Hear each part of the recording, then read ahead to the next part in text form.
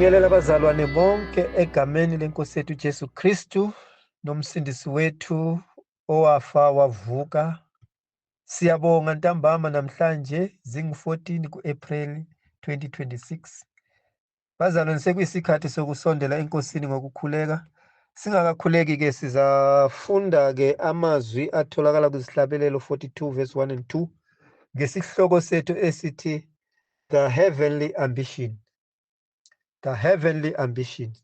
Ngizofunda ngesiZulu izihlabelelo 42 verse 1 and 2. Njengendluzelo incanele imifula yamanzi, njalo umphefumulo wami uncanele wena Thixo. Umphefumulo wami womela uThixo, uThixo ophilileyo. Ngiyakuza nini ngibonakale phambi kukaThixo na?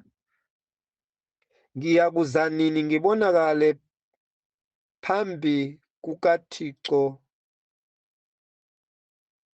na? Siyabona ilizwi lelo uThixo asinikeza lona umlomo kaDavid ukuthi lo muntu ulambele uThixo, lo muntu ufuna uThixo. Njengoba nathi sizokhuleka ntambama nje, sishiye konke okwakuthi kumele sikwenze, omunye nomunye la ekhona ngalesi sikhathi useyazi ukuthi kuyisikhathi sokukhuleka. Okubalulekile ukuthi ngisondele kuThixo. So njalo noDavid esibonisa lapha ukuthi ngalesi sikhathi, ngalowo mzuzu, inhliziyo yakhe yayilambele uThixo. Yikho ethi ngiyakuza nini ngibonakale phambi kukaThixo na? Lapho singabona ukuthi inhliziyo nomoya kaDavid, isifiso sakhe, ukuncanela kwakhe, isilangazelelo sakhe kuwukuthi ahlangane noThixo. Esehlangane naye ezwe ukuthi ngihlangane naye uJehova. Manje nathi ntambama nje, umthandazo esizakwenza makungabe umthandazo nje ojwayelekile, makube umthandazo ukuthi nxa uphuma emthandazweni uzizwele ukuthi ngihlangane naye, omdali wezinsuku, wangibusisa, wangenzela lokho engikucelayo. Manje-ke yikho-ke lapha uDavid uzifanisa nendluzela uma ngabe yomela amanzi ukuthi ayihlali ihambe ifuna la kukhona amanzi, ingawathola iyaphuza. Njengathi ntambama nje, omunye nomunye njengami ngilambele izwi ukuthi Thixo kungakase kusasa ngenzele umusa, ngenzele izwi enhlizweni yami ekuzothi ngangilala ngizizwe ukuthi ngilala nawe Thixo. Manje-ke ukuncanela uThixo kubalulekile komunye nomunye okhonzayo. Yikho izwi lithi yiwo lo moya ohlangane nomoya wethu ukuqinisa ukuthi singabantwana bakaThixo.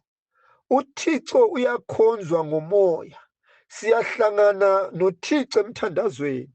uThixo kube uyena osifakazelayo ukuthi mntana wami, lokho kade kufuna sengikwenzele.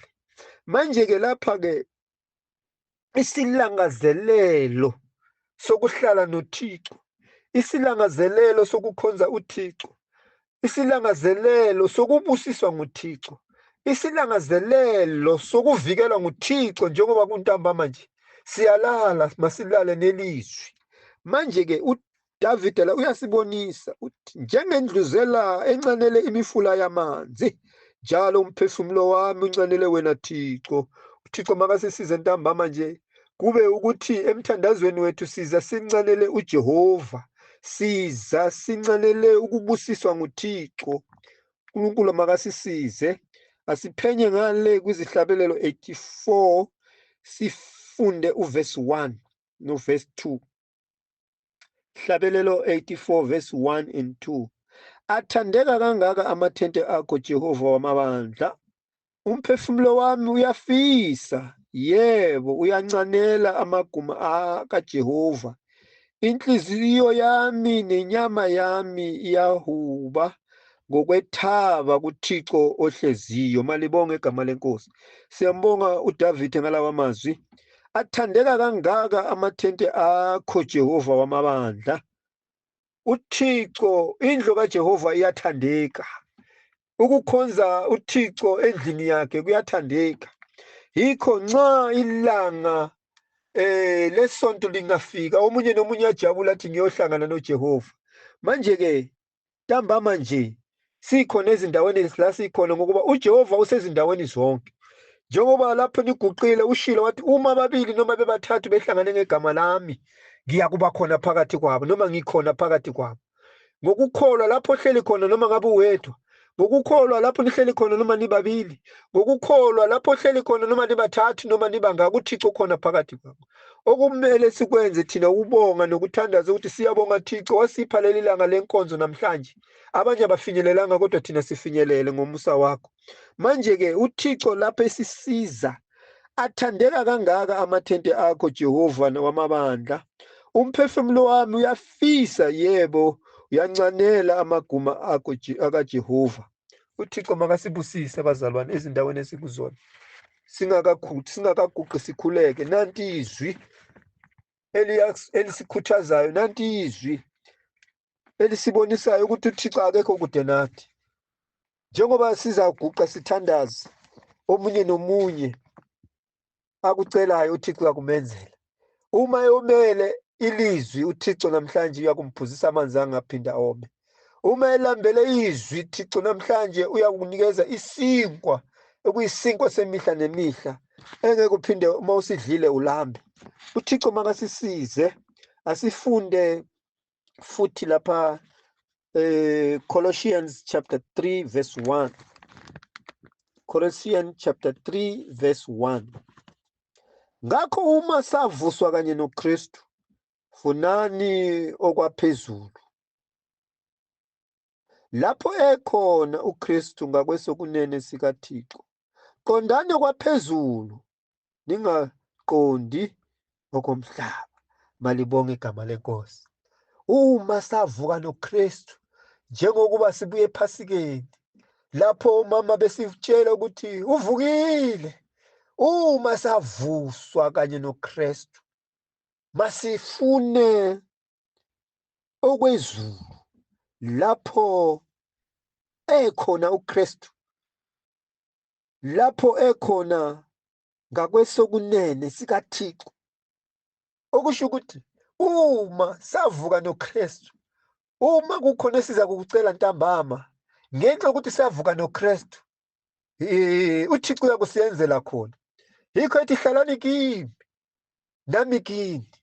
Uma nihlala kimi niyocela enikuthandayo ngikwenze. Okusho ukuthi uma kukhona inhliziyo ekhathazekile namhlanje, uThixo ukhona ukucazulula lezo zinkinga, akunikeze injabulo engapheliyo. uThixo akahluleki. uThixo akasiyo umuntu njengathi. uThixo uyakwazi esikufunayo, kodwa kuphela ufuna inhliziyo evulekileyo, elambele uThixo. Njengaye uDavide athi, njengendluzela eyomela amanzi, ayihlali. Njengokuba nathi singahleli sizofuna inkosi emthandazweni. uThixo makasisize. Ngakho uma navuswa kanye noKristu, funani okwaphezulu, lapho ekhona uKristu ngakwesokunene sikaThixo. Qondani okwaphezulu, ningaqondi owomhlaba. Umhlaba kade sihleli kuwo awusisizanga. Umhlaba kade siphila kuwo awusincedanga, until kwaze kwafika ivangeli leqiniso, kwaba yilona elisilamulelayo. Namhlanje yikho usuku nosuku, yikho uma kufika isikhathi sokukhonza, inhliziyo yethu iyathokoza, ithi njengendluzela eyomela amanzi, ngiyakufika nini ngiyakuza nini kuwe Jehova. Manje yiso isikhathi lesi sokuya kuJehova. uJehova sekhona, selungiselele thina ukuthi nxa sicele esikucelayo uyakusipha khona. Manje omunye nomunye, njengokuba lisho ukuthi qondane kwaphezulu, ningaqonde kokomhlaba, ngokuba umhlaba kuyadlula kodwa izwi lakhe alidluli. uThixo makasisize. Asifunde futhi lapha amazwi kaPaul naye ekhuthaza. Philippians chapter 3 verse 7. Abasefilipi chapter 3 sifunde khona uverse 7. Sizwe ukuthi umuntu olangazelela izulu wenza kanjani. Verse 7. Philippians chapter 3 verse 7. Kepha lokho okwakuyinzuzo kimi ngakushaya indiva ngenxa kaKristu. Yebo, konke ngikushaya indiva ngobukhulu bokumazi uKristu Jesu inkosi yami, engilahlekelwe konke ngenxa yakhe. Ngikushaya izibi ngize ngizuze uKristu. Ngikushaya izibi. Ukushaya izibi ukungakubheki ngisho nokukubheka, ukungakubambi nangokukubamba, ukungakunaki nokunaka. Inhliziyo yakho ibambelele emazwini kaJehova. Inhliziyo yakho ivulekile ngakuJehova, ayivulekelanga ngokusemhlabeni, ngokuba emhlabeni kunomgodi ongathi nxa ukugwinya awusakwazi ukuphuma, kodwa ezwini likaThixo kunamazwi okuphila. Sifunde uverse 13. Bazalwane, angisho ngikubambile, kepha ngisho lokho kuphela, ngikhohlwa okungasemva, ngizelulela kokuphambili. Verse 14. Ngiyaqinisa ngiqonda kuwo umgomo, ngize ngizuze umvuzo wokubiza kwasezulwini kukaThixo ngoKristu Jesu. Malibonge igama lenkosi. Amazwi athokozisayo, amazwi akhuthazayo kaPaul ukuthi konke lokho kukhona, noma kungeza right, left and right, kodwa mina ifocus yami, kodwa mina isilangazelelo sami, my ambition is to focus heaven, ukuthi izulu libe ikhaya lami. Manje silapha emhlabeni singabahambayo, la emhlabeni singabadlulayo, masifuneni umbuso kaThixo usenokutholakala, ngokuba kuyakufika isikhathi lapho umbuso kaThixo ungasayi kutholakala khona. uThixo esisiza masifunda amanye amazwi lapha khona lapha ezwini eBhayibhelini, 1 Corinthians chapter 4, 1 Corinthians chapter 9 verse 24. 1 Corinthians chapter 9 verse 24. Lapha sibheka umuntu ofuna izulu libe ikhaya lakhe, unjengomuntu ogijimayo, unjengomuntu osemjahweni, akabheke abanye. 1 Corinthians chapter 9 verse 24. Anazi yini ukuthi bayagijima bonke abancintisanayo ngokugijima, kepha munye owabelayo? Gijimani njalo ukuba nizuze. Bonke abancintisanayo bayazithiba ezintweni zonke, labo benza ukuba bazuze umqhele obunayo, kepha thina ukuba sizuze ongabuniyo. Gama lenkosi malibonga. Siyambonga uThixo ngalawa amazwi. Sinjengabantu abagijimayo befuna umklomelo walapha emhlabeni ophelayo, angeke ahambe nawe emangcwabeni, oza kuphelela lapha emhlabeni, oza uthathwa ngabanye abantu, kodwa thina sifuna umqhele ongapheliyo. Ngakho masigijime sinaleso silangazelelo sokuthi ngifisa kufika lapho kuwina khona, ngifisa kufika lapho ngizothola khona umklomelo, makungabikho oza kuhlehla nyuvana. uThixo makasisize bazalwane, omunye nomunye ntambama nje azinikele ngale ndlela yokuthi nxa uThixo sebusisa abanye naye ambusise. Manje-ke ngale ntambama sinendaba yesilangazelelo sezulu, omunye nomunye lapho ekhona makakhuleke ngamandla nangamandla, athi Thixo ngisize, ngokuba lapha emhlabeni zikhona izinto ezibambezelayo. Yikho omunye umhlabelelo wake wahlabelela ethi wena ungangibambezeli, cha, kule sinyakanyaka, la emhlabeni kunesinyakanyaka. Manje-ke omunye nomunye makafocuse kuThixo, enenhliziyo yesilangazelelo sokuthi Thixo, ngiyafisa kufika ezulwini lakho, ngiyafisa ukufika embusweni wakho. Elinye izwi lithi umbuso wezulu uyaphangwa, nabawuphangayo bayawuhlwithwa. Okusho ukuthi kuyasetshenzwa lapha, akulelwe. Omunye nomunye nxa kufika isikhathi sokuthi makathandaze, makathandaze. Nxa kufika isikhathi sokuthi akafune uThixo, makafune uThixo, ngokuba into esibhekene nayo iyatholakala, iyanqotshwa ngelizwi likaThixo, iyanqotshwa ngamazwi avele ezwini likaThixo. uThixo makasisize, masigijime ibanga uThixo asibekele lona. Omunye nomunye azinikele ngendlela azinikela ngayo. Asifunde umbhalo wethu wokugcina ku-1 Timothy chapter 6, sifunde khona uverse 6. 1 Timothy chapter 6, sifunde khona uverse 6. Kepha ukukhonza kunokwenama, kukuceba okukhulu. Emalibonga igama lenkosi. Kepha ukukhonza, njengoba sisenkonzweni nje, asikho kwezinye izindawo. Umoya wethu usenkonzweni, umoya wethu usemthandazweni. Kepha ukukhonza kunokwenama, kukuceba okukhulu. Asizanga nalutho emhlabeni, kusobala singemuke nalutho. Nanso-ke indaba, njengoba singezanga nalutho emhlabeni, njalo uma sesimuka angeke simuke nalutho.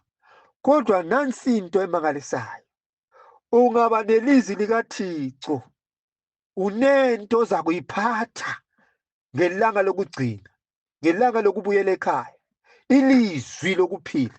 Ngokuba lesi sipho nxa ungaphiwa sona, akekho umuntu angakuphuca sona, akekho umuntu angakuthathela sona. Isilangazelelo sethu omunye nomunye lapha ekhona, ukuthi ilizwi likaThixo lihlale ezinhlizweni zethu, not ezinqondweni, ezinhlizweni. Ngokuba lingahlala ezinhlizweni liyaphilisa, lingahlala ezinhlizweni liyasivikela, lingahlala ezinhlizweni lesikhumbuza ukuthi no, isikhathi senkonzo. Uma lelizwi lingasakukhumbuzi, angeke uphinde ulangazelele izinto zezulu. uThixo makasisize. Kepha ukukhonza kunokwenama, kukuceba okukhulu. Sisemcebeni omangalisayo. uThixo makasisize bazalwane kule ntambama, ukuthi sizinikele, sifune uThixo ngendlela yendluzela. Sifune uThixo ngendlela uDavid amfuna ngayo. Sifune uThixo ngendlela abasendulo abamfuna ngayo. Sifune uThixo ngendlela abangcwele asebedlulile emhlabeni, asebelele enkosini ngokuthula, nathi simfune ngaleyo ndlela. Ngokwenza kanjalo uThixo ngeke asishiye. Ngokwenza kanjalo uThixo uyakusibusisa usuku nosuku, kuze kufike ilanga lokugcina, kuvele inkonzo yethu. Njengokuba kuthiwa ukukhonza kukuceba okukhulu, kuyakuvela inkonzo ohambeni lwakho. Kuthiwa ukukhonza wakade ukukhonza, na umsebenzi wakho owenzileyo omuhle, usubusiswa ngenxa yokuzinikela kwakho, ngenxa yokufuna uThixo ngezikhathi zonke. uThixo makasibusise sonke ezindaweni esikuzona, sesizokhuleka nje, omunye nomunye avule inhliziyo yakhe. Siyabonga Thixo, siyabonga Jehova, amazwi osipha wona njengendluzela omela amanzi, njalo umphefumulo wami womele wena Thixo. Thixo wami sibusise Baba, busisa naba bakhulekayo Jehova, abusisa Jehova ezindaweni zonke lapho Nkosi yami lo mthandazo wenziwa khona. uNkulunkulu olungileyo, usikhumbuze, usivuselele ukuba lesi sikhathi sokugcina. Omunye nomunye makabambelele njengoDavida, athi ngiyakuhlala izinsuku zonke zokuphila kwami endlini yakho. Jehova, ngisize nami ngibambelele emazwini yakho Baba. Ngiyabonga Thixo wami, busisa kukho konke okwenziwe ngakho izwi lakho, uJesu Kristu Nkosi yethu.